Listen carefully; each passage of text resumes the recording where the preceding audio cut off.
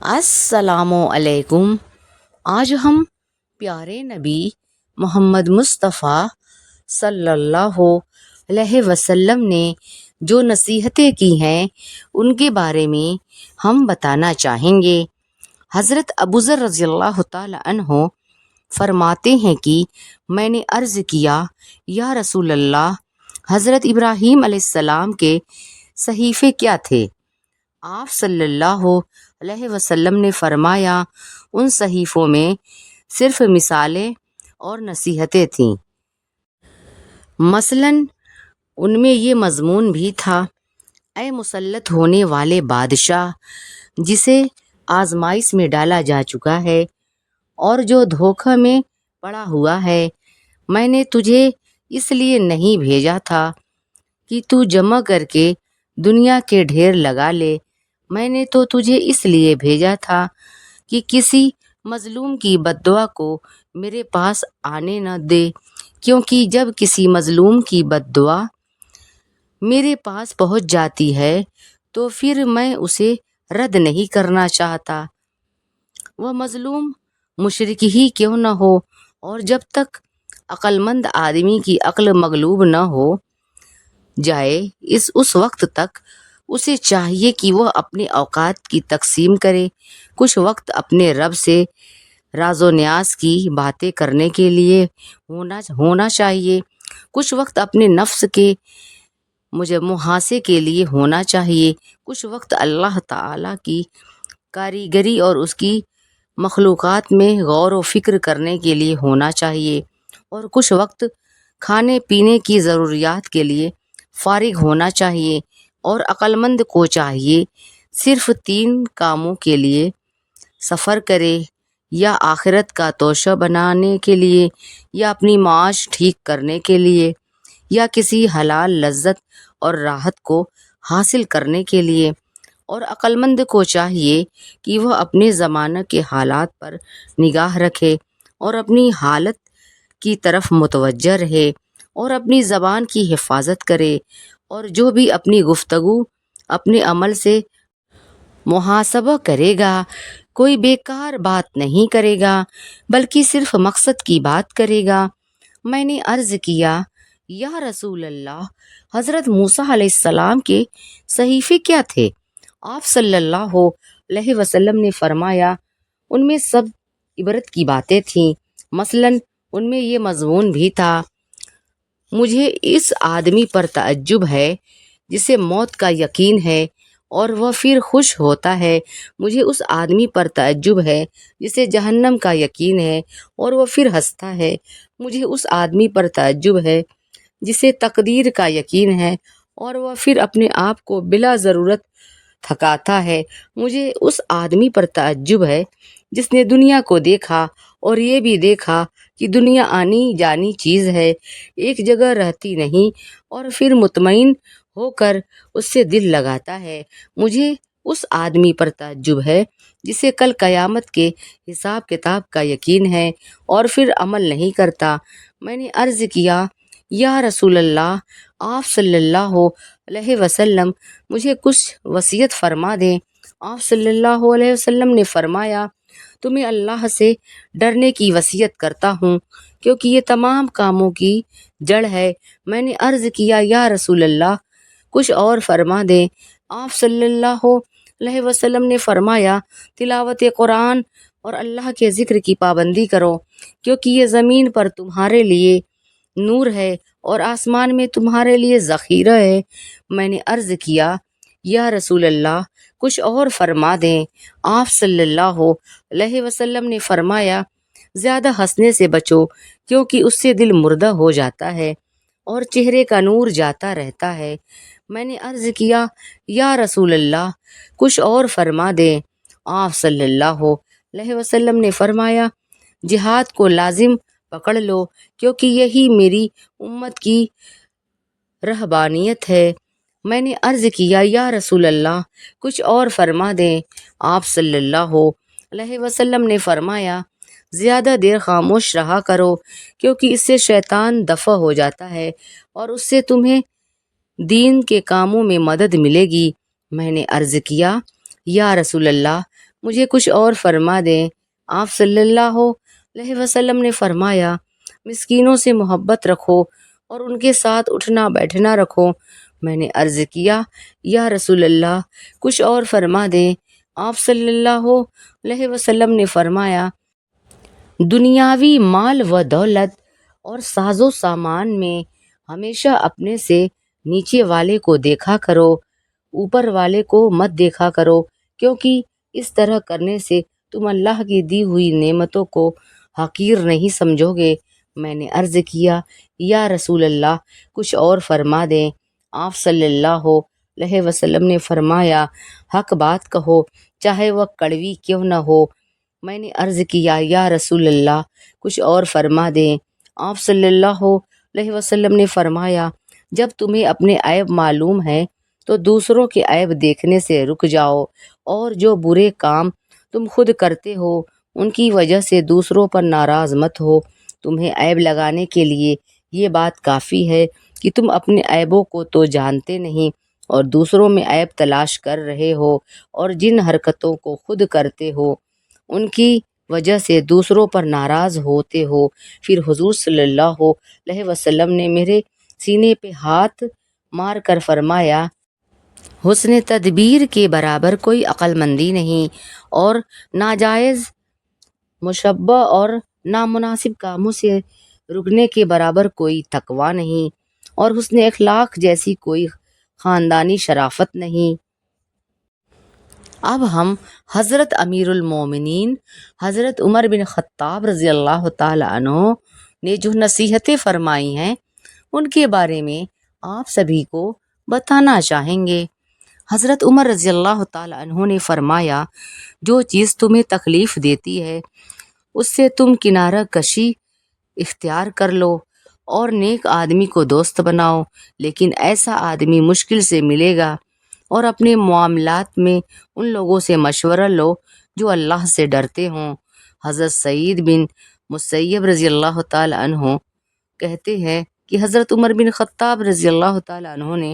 لوگوں کے لیے 18 باتیں مقرر کی جو سب کی سب حکمت و دانائی کی باتیں تھیں۔ انہوں نے فرمایا، نمبر 1 جو ہے، پہلے اس کے بارے میں ہم بتاتے ہیں، جو تمہارے بارے میں اللہ کی نافرمانی کرے تم اسے اس جیسی اور کوئی سزا نہیں دے سکتے کہ تم اللہ کی اطاعت کرو۔ نمبر 2، اور اپنے بھائی کی بات کو کسی اچھے رخ کی طرف لے جانے کی پوری کوشش کرو۔ ہاں، اگر وہ بات ہی ایسی ہو کہ اسے اچھے رخ کی طرف لے جانے کی تم کو صورت نہ بنا سکو تو اور بات ہے۔ نمبر 3، اور مسلمان کی زبان سے جو بول بھی نکلا ہے اور تم اس کا کوئی بھی خیر کا مطلب نکال سکتے ہو تو اس سے برے مطلب کا گمان مت کرو۔ نمبر 4، جو آدمی خود ایسے کام کرتا ہے جس سے دوسروں کو بدگمانی کا موقع ملے، وہ اپنے سے بدگمانی کرنے والے کو ہرگز ملامت نہ کرے۔ نمبر 5، جو اپنے راز کو چھپائے گا اختیار اس کے ہاتھ میں رہے گا۔ نمبر 6، اور سچے بھائیوں کے ساتھ رہنے کو لازم پکڑو، ان کے سایہ خیر میں زندگی گزار دو، کیونکہ وسعت اور اچھے حالات میں وہ لوگ تمہارے لیے زینت کا ذریعہ اور مصیبت میں حفاظت کا سامان ہوں گے۔ نمبر 7 ہے، اور ہمیشہ سچ بولو چاہے سچ بولنے سے جان ہی چلی جائے۔ نمبر 8، بے فائدہ اور بیکار کاموں میں نہ لگو۔ نمبر 9، جو بات ابھی پیش نہیں آئی اس کے بارے میں مت پوچھو، کیونکہ جو پیش آ چکا ہے اس کے تقاضوں سے ہی کہاں فرصت مل سکتی ہے۔ نمبر 10 ہے، اپنی حاجت اس کے پاس نہ لے جاؤ جو یہ نہیں چاہتا کہ تم اس میں کامیاب ہو جاؤ۔ نمبر 11 ہے، جھوٹی قسم کو ہلکا نہ سمجھو اور اللہ تمہیں ہلاک کر دیں گے۔ نمبر 12 ہے، بدکاروں کے ساتھ نہ رہو ورنہ تم ان سے بدکاری سیکھ لو گے۔ نمبر 13 ہے، اپنے دشمن سے الگ رہو۔ نمبر 14 ہے، اپنے دوست سے بھی چوکنے رہو، لیکن اگر وہ امانت دار ہے تو پھر اس کی ضرورت نہیں، اور امانت دار صرف وہی ہو سکتا ہے جو اللہ سے ڈرنے والا ہو۔ نمبر 15 ہے، اور قبرستان میں جا کر مشوح اختیار کرو۔ نمبر 16 ہے، اور جب اللہ کی فرما برداری کا کام کرو تو عاجزی اور تواضع اختیار کرو۔ نمبر 17 ہے، اور جب اللہ کی نافرمانی ہو جائے تو اللہ کی پناہ چاہو۔ نمبر 18 ہے، اپنے تمام امور میں ان لوگوں سے مشورہ کیا کرو جو اللہ سے ڈرتے ہیں، کیونکہ اللہ تعالیٰ فرماتے ہیں، اس کو ہم اردو میں ترجمہ بتاتے ہیں، خدا سے اس کے وہی بندے ڈرتے ہیں جو اس کی عظمت کا علم رکھتے ہیں۔ حضرت احنف بن قیس رحمۃ اللہ علیہ کہتے ہیں کہ حضرت عمر بن خطاب رضی اللہ تعالیٰ عنہ نے مجھ سے فرمایا، اے احنف، جو آدمی زیادہ ہنستا ہے اس کا روب کم ہو جاتا ہے، جو مذاق زیادہ کرتا ہے لوگ اسے ہلکا اور بے حیثیت سمجھتے ہیں، جو باتیں زیادہ کرتا ہے اس کی لرزش زیادہ ہو جاتی ہے، جس کی لغزشیں زیادہ ہو جاتی ہیں اس کی حیا کم ہو جاتی ہے، اور جس کی حیا کم ہو جاتی ہے اس کی پرہیزگاری کم ہو جاتی ہے، اور جس کی پرہیزگاری کم ہو جاتی ہے اس کا دل مردہ ہو جاتا ہے۔ حضرت عمر رضی اللہ تعالیٰ عنہ فرماتے ہیں کہ تم کتاب اللہ کے برتن اور علم کے چشمے بن جاؤ، یعنی قرآن اپنے اندر اتار لو، پھر علم اندر سے پھوٹ کر نکلے گا، اور اللہ تعالیٰ سے ایک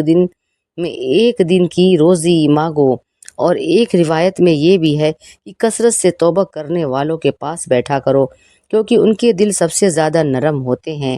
حضرت عمر رضی اللہ تعالیٰ عنہ فرماتے ہیں کہ جو اللہ سے ڈرے گا وہ کبھی کسی پر اپنا غصہ نہیں نکالے گا، یعنی کسی سے انتقام نہیں لے گا، بلکہ اپنا غصہ پیے گا، اور اللہ سے ڈرے گا اور اپنی مرضی کا ہر کام نہیں کر سکے گا۔ اگر قیامت کا دن نہ ہوتا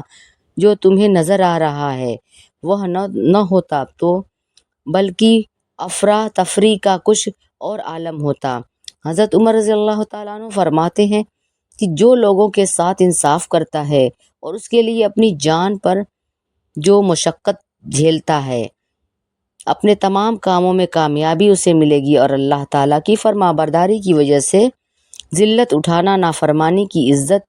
بنسبت نیکی کے زیادہ قریب ہے۔ حضرت عمر رضی اللہ تعالیٰ عنہ نے اپنے صاحبزادے عبداللہ بن عمر رضی اللہ تعالیٰ عنہ کو خط میں یہ لکھا، اما بعد میں تمہیں اللہ سے ڈرنے کی وصیت کرتا ہوں، کیونکہ اللہ سے ڈرنا اللہ اسے ہر شر اور ہر فتنے سے بچائے، اور جو اللہ پر توکل کرتا ہے اللہ تعالیٰ اس کے تمام کاموں کی کفایت کرتے ہیں،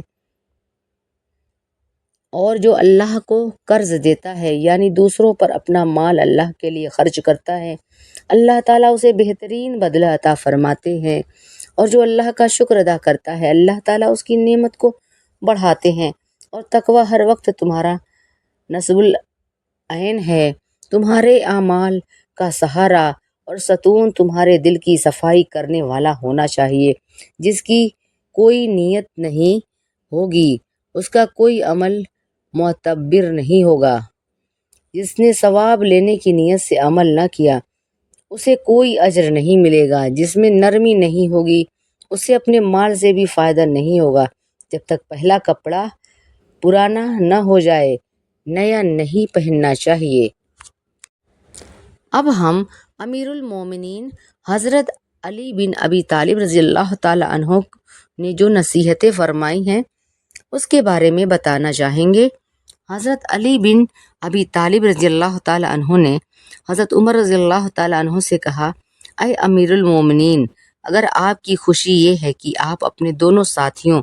حضور صلی اللہ علیہ وسلم اور حضرت ابو بکر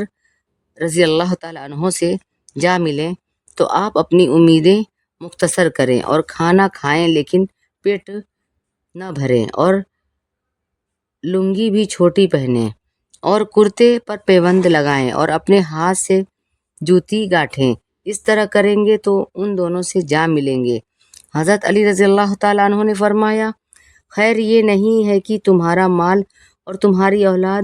زیادہ ہو جائے، بلکہ خیر یہ ہے کہ تمہارا علم زیادہ ہو اور تمہاری بردباری کی صفت بڑی اور اپنے رب کی عبادت میں تم لوگوں سے آگے نکلنے کی کوشش کرو۔ اگر تم سے نیکی کا کام ہو جائے تو اللہ کی تعریف کرو، اور اگر کوئی برائی کا کام ہو جائے تو اللہ سے استغفار کرو۔ اور دنیا میں صرف دو آدمیوں میں سے ایک کے لیے خیر ہے، ایک تو وہ آدمی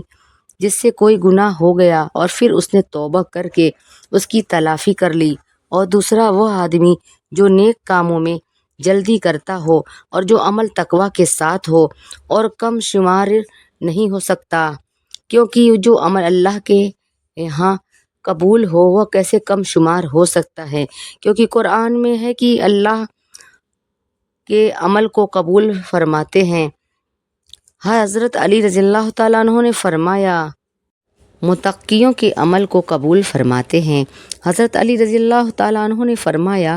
توفیق خداوندی سب سے بہترین فائدہ ہے، اور اچھے اخلاق زیادہ سخت تنہائی اور وحشت والی کوئی چیز نہیں۔ حضرت علی رضی اللہ تعالیٰ عنہ نے فرمایا، اسے مت دیکھو کہ کون بات کر رہا ہے، بلکہ یہ دیکھو کہ کیا بات کہہ رہا ہے۔ حضرت علی رضی اللہ تعالیٰ عنہ نے فرمایا، ہر بھائی چارہ ختم ہو جاتا ہے، صرف وہی بھائی چارہ باقی رہتا ہے جو لالچ کے بغیر ہو۔ اب ہم حضرت ابو عبیدہ بن جراح رضی اللہ تعالیٰ عنہ کی نصیحتوں کے بارے میں بتانا چاہیں گے۔ حضرت ابو عبیدہ بن جراح رضی اللہ تعالیٰ عنہ لشکر میں چلے جا رہے تھے، فرمانے لگے، بہت سے لوگ ایسے ہیں جو اپنے کپڑوں کو تو خوب اجلا اور سفید کر رہے ہیں، لیکن اپنے دین کو میلا کر رہے ہیں، یعنی دین کا نقصان کر کے دنیا اور ظاہری شان و شوکت حاصل کر رہے ہیں۔ غور سے سنو، بہت سے لوگ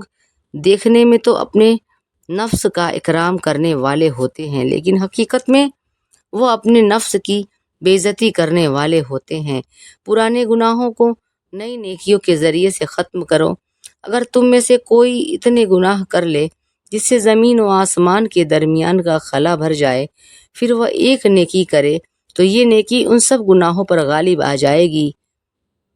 حضرت ابو عبیدہ رضی اللہ تعالیٰ عنہ نے فرمایا، مومن کے دل کی مثال چڑیا جیسی ہے جو ہر دن نہ معلوم کتنی مرتبہ ادھر ادھر پلٹتا رہتا ہے، اس لیے آدمی مشورہ کر کے تابع ہو کر چلے